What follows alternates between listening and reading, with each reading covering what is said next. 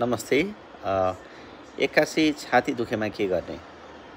यदि तपाईँको छाती चस्किन्छ, केही सेकेन्डको लागि दुख्छ भने खासै चिन्ता लिनुपर्ने अवस्था हुँदैन।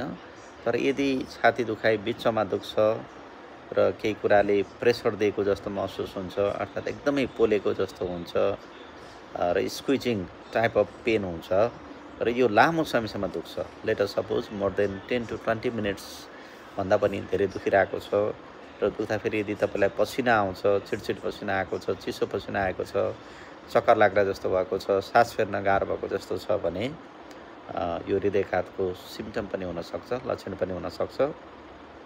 त्यो हुनाले यस्तो भएको बेलामा के गर्ने, के नगर्ने? सर्वप्रथम त अलिकति काम रहन पर्छ, भनेको अलिकति शान्त रहने, धेरै हिँडुल नगर्ने र यदि तपाईँसँग कुनै दबाई एस्पिरिन भन्ने दबाई छ भने 300 मिलिग्राम तपाईँले सेवन गर्न सक्नुहुन्छ र यदि घरमा त्यो दबाई नहुन पनि सक्छ, यदि नभएको खण्डमा सकेसम्म हेल्प माग्ने कसैको र नजिकको अस्पतालमा गएर एटलिस्ट इसिजी तुरुन्त जाँच गर्ने र डक्टरलाई इसिजी देखाएर त्यो इसिजी खराबी छ कि छैन, अर्थात् हृदयघात चाहिँ इसिजीमा देखिएको छ कि छैन, कुनै सर्टेन इसिजी चेन्जेसहरू हुन्छ, त्यो इसिजीमा डायग्नोसिस भएको छ कि छैन, देखिएको छ कि छैन, त्यो चाहिँ कन्फर्म गर्ने। यदि इसिजी नर्मल छ भने स्टिल तपाईँलाई छाती दुखिरहेको छ भने हार्ट एट्याक छैन भनेर अझै हामीले कन्फर्म गर्न सकिन्न।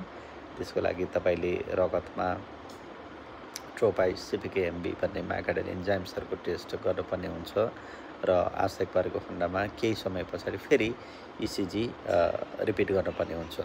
र मेरो सुझाव के छ भन्दाखेरि कहिलेकाहीँ छाती दुखाइ लामो समयसम्म दुख्यो, तपाईँलाई आफूलाई ठिक भएको छैन भने इसिजी नर्मल हुँदैमा हृदयघात छैन भनेर हामीले कन्फर्म गर्न सकिन्न। त्यसको लागि तपाईँ अब्जर्भेसनमा बस्नुपर्ने हुन्छ र सेफ्टीको लागि इक्वेस्प्रिन, त्यस्तै गरेर क्लोपिडोग्रेल अथवा टाइकाग्रेलहरू भन्ने रगत पातन गर्ने दबाईको सेवन गर्नुपर्छ। त्यस्तै स्ट्याटिन अलिकति हाई डोजमा एटोरभ्यास्टाटिन युज गर्नुहुन्छ भने 40 देखि 80 मिलिग्राम अथवा रोजुभ्यास्टाटिन युज गर्नुहुन्छ भने 20 देखि 40 ग्राम युज गर्नुपर्ने हुन्छ र सकेसम्म डक्टरको निगरानीमा बस्ने र रोग क्लियर भएर मात्र घर फिर्ता हुनुपर्छ।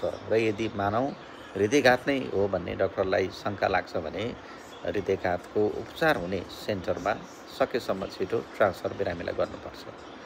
जहाँ पिसिआईको फेसिलिटी छ त्यो ठाउँमा चाहिँ तुरुन्त रिफर गर्नुपर्छ। हस्, धन्यवाद।